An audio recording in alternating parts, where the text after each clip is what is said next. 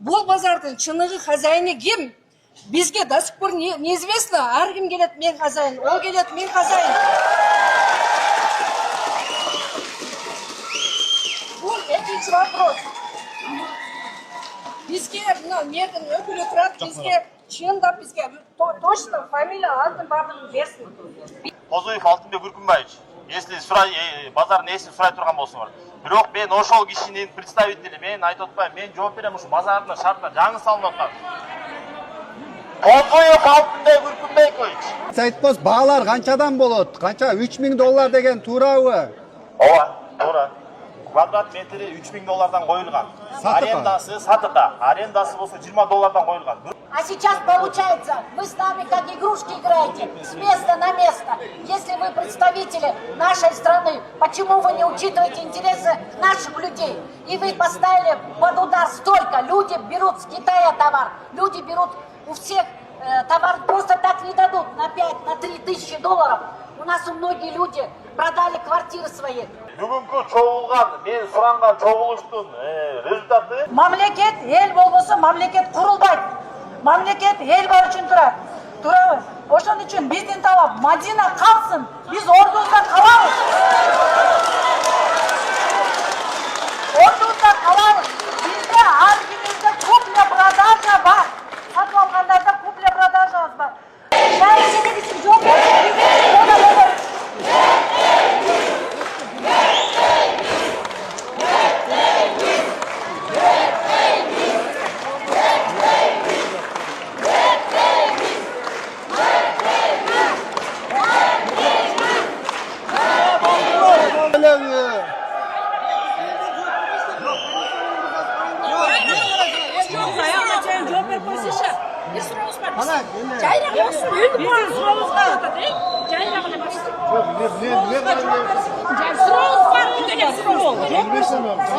Bir adamдын кызыкчылыгы үчүн чыркыратып 1800 кишинин колунда 1800 адам иштейт.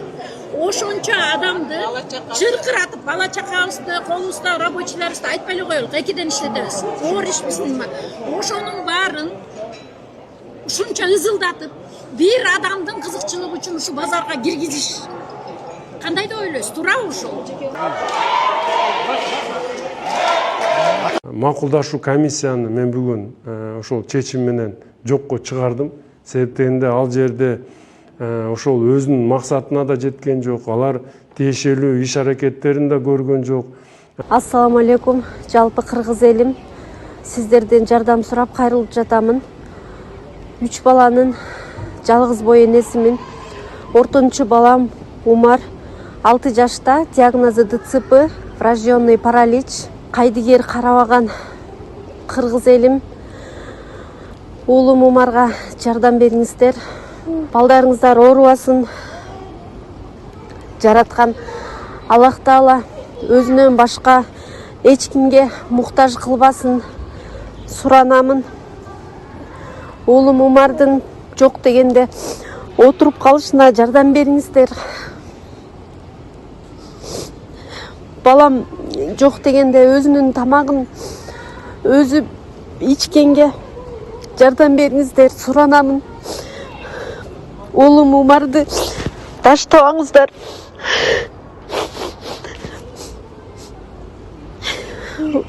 Учурда балам лечение алып жатат. Баламдын алган лечениясы токтоп калбаш үчүн жардам бериңиздер, суранамын.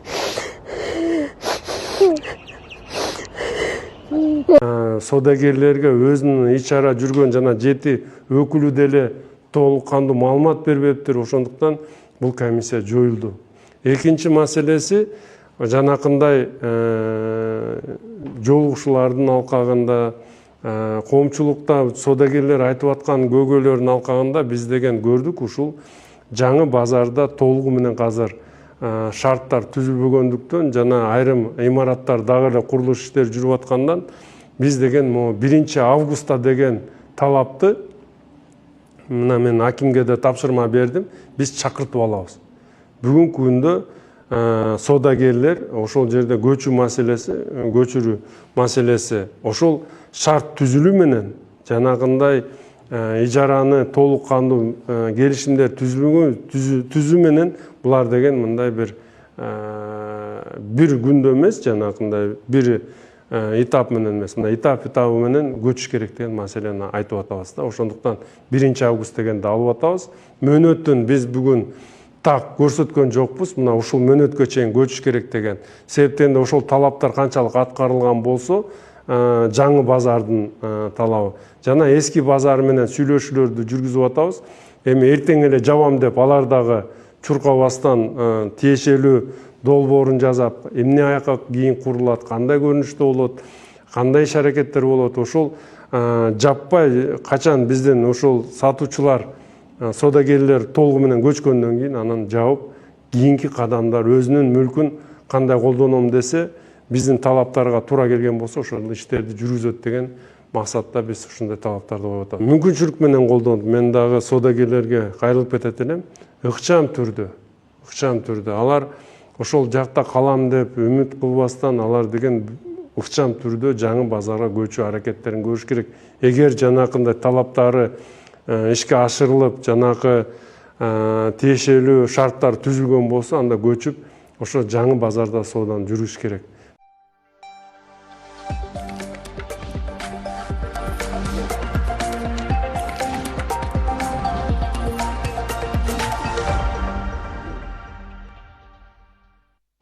Кутмандуу күнүңүздөр менен эфирде жаңылыктар, аны мен Нурастан Бактыбеков тааныштырам.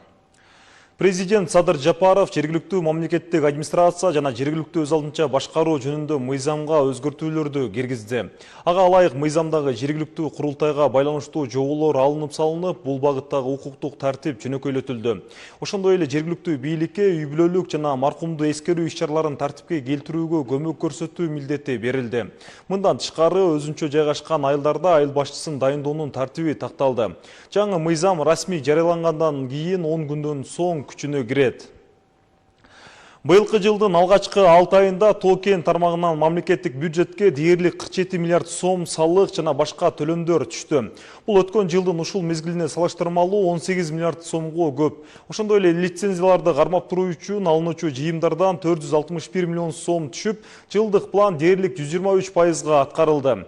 Жаратылыш ресурстары, экология жана техникалык көзөмөл министрлигинин маалыматына ылайык, бул көрсөткүчтөр тармактагы өсүш менен бюджеттик кирешилердин көбөйгөнүн айгинелейт. Кыргызстан улуттук электр тармагы ишканасынын филиалдарына жалпы басы 50,8 миллион сомдук жаңы атайын техникалар тапшырылды. Алардын катарында 8 кран, манипулятор жана 4 бригадалык унаа кирет. Жаңы техникалар электр тармактарын тейлөөнү ыкчамдатып, авариялык жана оңдоо иштерин тез жүргүзүүгө мүмкүнчүлүк түзөт. Ошондой эле материалдык техникалык базаны чыңдап, калкты үзгүлтүксүз электр энергиясы менен камсыздоого жардам берет. Энергетика министри Алтынбек Рыспеков заманбап техникалар тармак шинимдүүлүгүн жогорулатууда маанилүү экенин белгиледи. Бул техникалар 2026-2027 жылдардын күз-кыш мезгилинде электр менен туруктуу камсыздоого да өбөлгө түзөт.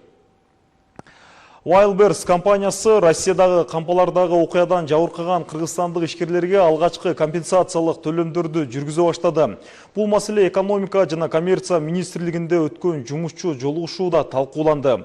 Анда товарлар үчүн компенсация төлөө, логистикалык процесстерди калыбына келтирүү жана сатуучуларды колдоо чаралары каралды. Ошондой эле ишкерлер менен түз иш алып бара турган координациялык штаб түзүлгөнү маалым болду. Учурда министрлик ата мекендик ишкерлерди, анын ичинде тигүү тармагын колдоого багытталган кошумча мамлекеттик чараларды даярдап жатат. Компания келтирилген зыян толук аныкталгандан кийин компенсация төлөөнүн кийинки тартиби сунушталарын белгилеп, Кыргызстан алардын артыкчылыктуу рыноктарынын бири бойдон каларын билдирди. Бишкек шаарында жер мунапысына байланыштуу кайрылууларды кароо уланууда. Бул жолу Октябрь райондук администрациясынын комиссиясы жалпы 81 өтүнмөнү карады. Анын жыйынтыгында 10 кайрылуу жактырылып, бирөө кайра кароого жөнөтүлдү. Калган арыздар боюнча мыйзамга ылайык тиешелүү чечимдер кабыл алынды. Комиссиянын ишине жеке турак жай, курулуш жана шаар куруу департаментинин, райондук администрациялардын жана мамлекеттик органдардын өкүлдөрү катышты. Жер мунапысына байланыштуу кайрылууларды кароо мындан арыда белгиленген тартипте улантылат.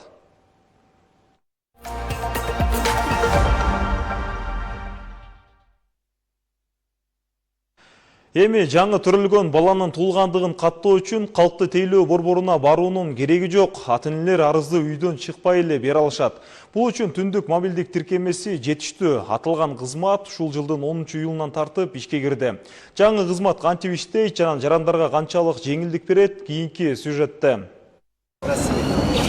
Хажы Мамат Карабаевдин үй бүлөсүндө бүгүн чоң майрам. Ал жубайы менен 3-чү кызын төрөтө үйүнөн чыгарып кеткени келген. Айтымында буга чейин балдарына туулгандыгы тууралуу күбөлүк алуу үчүн убакыт коротуп, документ топтоп, кезек күтүү сыяктуу кыйынчылыктар болуп келген. Азыр болсо бул процесс кыйла жеңилдеди. Кудай буйрса, мына азыркы кызым төрөлдү. Эми мунун атын коебуз, анан онлайн эле заявка берип коем. Ошол боюнча даяр болгондо эле барат экенсиң, алып келесиң. Жакшы да. Кезек күтүп, анан бир топ нерселер толтуруп жүргөндөн көрө убакыт эконом болот. Үйдөн чай чөптүрүп эле толтуруп койдум, кетирип койдум. Эми жаңы төрөлгөн баланын туулгандыгын каттоо үчүн калкты тейлөө борборуна баруунун зарылдыгы жок. Арызды ата-энелер мобилдик тиркеме аркылуу эле жөнөтө алышат. Адистердин маалыматын алайык, арыз берүү үчүн тиркемеге кирип, баланын аты жөнүн так жазып, электрондук кол тамга менен ырастоо жетиштүү. Санариптештирүү нике күбөлүгү болуш керек. Андан соң алар баланын аты жөнүн туура жазыш керек. Алар заявканы жөнөткөндө, арызын жөнөткөндө калкты тейлөө борборунда кызматкер текшерип туруп, алар арызга кол коюп беришет. Ошондой эле система медициналык билдирүүлөрдү автоматтык түрдө кабыл алып, маалыматты тиешелүү органдарга жөнөтөт. Арыз каралып бүткөндөн кийин жыйынтыгы кайра тиркемеге келет. С 10 июля данной услугой воспользовалось уже более 2000 человек. Учурда бул кызматты 2000ден ашуун жаран колдонду. Анын ичинен 500дөн көбү балдарынын туулгандыгы тууралуу күбөлүктү онлайн форматта алып үлгүрүштү. Дагы 1000ге жакын арыз каралууда. Услуга довольно простая. Белгилей кетсек, учурда бул кызматты миңдеген жарандар колдонуп жатышат. Негизинен каталар баланын аты жөнүн туура эмес жазуудан улам келип чыгууда. Ошондуктан адистер маалыматтарды так толтурууга чакырат. Айнура Жанышева, Чыңгыз Талантбеков, ЛТР, Бишкек. Өзгөн районунда 1000ден ашуун тургундун медициналык муктаждыгы чечилди. Мырзаке айыл аймагындагы Бабыр айылында жаңы фельдшердик акушердик пункт пайдаланууга берилди. Эми жергиликтүү жашоочулар түрдүү оорулардын алдын алып, сапаттуу медициналык жардамды өз айылынан ала алышат. Теманы кабарчыбыз улантат.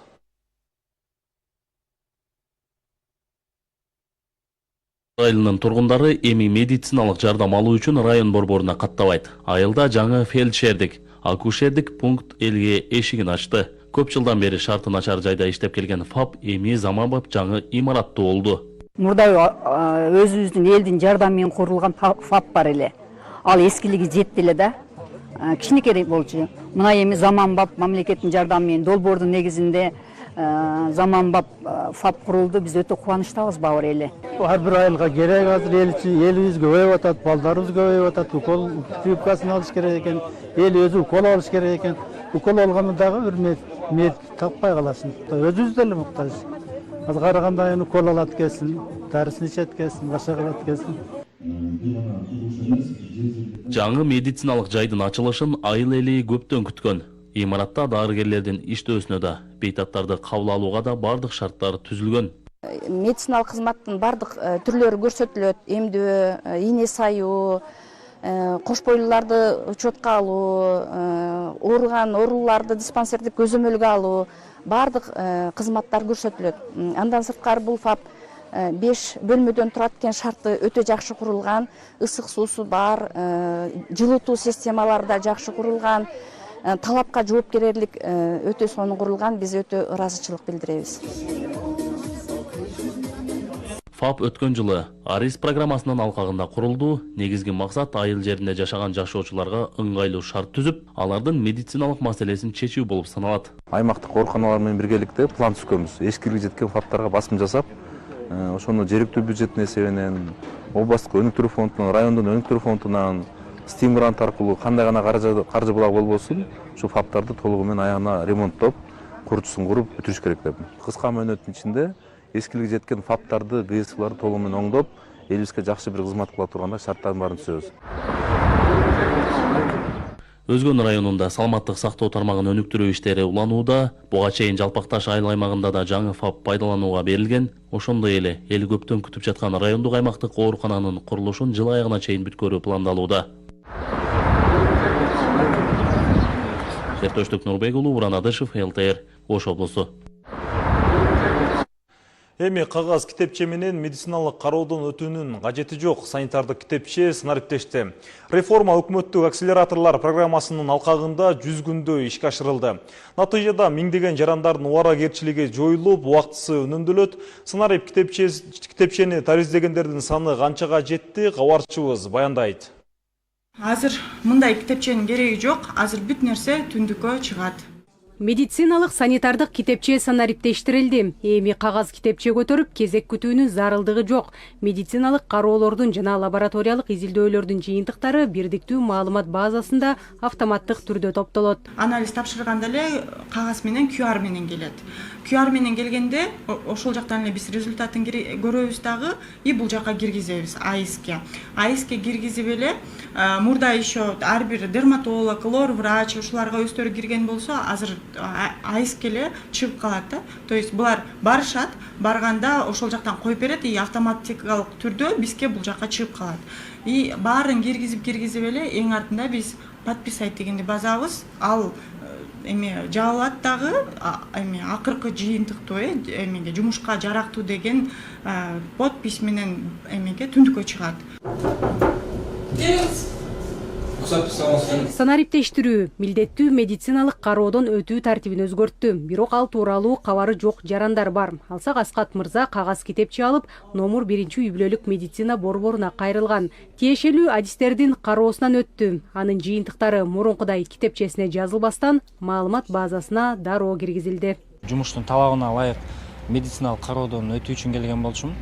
Ал үчүн жумуштан ошо китепчемди алып келгем. Бирок бул жакта бардыгы электрондук форматка өтүптүр, аны билген эмесмин. Эл үчүн, жарандар үчүн ыңгайлуу болуп калыптыр. Анализдерди тапшырдым, тапшыргандан кийин сразу эле терапевтке базага сразу түшөт экен. Бул жагынан караганда бардыгы мындай убакытты экономдойт экен. Аскат мырза сыяктуу 12 миңге чукул жарандын санитардык китепчеси онлайн таризделди. Бул аракет өкмөттүк акселераторлор программасынын алкагында ишке ашты. Натыйжада 8 күнгө чейин созулган процесс 2 эсеге кыскарды. Жаран өзүнүн дарыгерине барат, профосмотр дарыгерге барат. Дарыгер уже направленияларын өзү баары автоматтык түрдө кетет. Аны лабораторияга кетет. Жаран лабораторияга эле барат, анализдерин тапшырат, болду. Жыйынтыгын өзү врач профосмотра уже анализдерин карап, баары туура болуп чыкса, таза болуп чыкса, жумушка уруксат берилет. Кыргыз республика боюнча санаганда примерно бир 300 миң кишидей санитардык китепчени алышат. 300 миң кишинин жумуштарын жеңилдеттик. Санитардык китепченин санариптештирилиши жасалмалоого бөгөт коет. Ал жарандар үчүн ыңгайлуу болсо, иш берүүчүлөр менен көзөмөлдөөчү органдар үчүн документтин актуалдуу статусун бат текшерүүгө мүмкүнчүлүк ачты. Жазгүл Сейдахматова, Чыңгыз Талантбеков, ЛТР, Бишкек.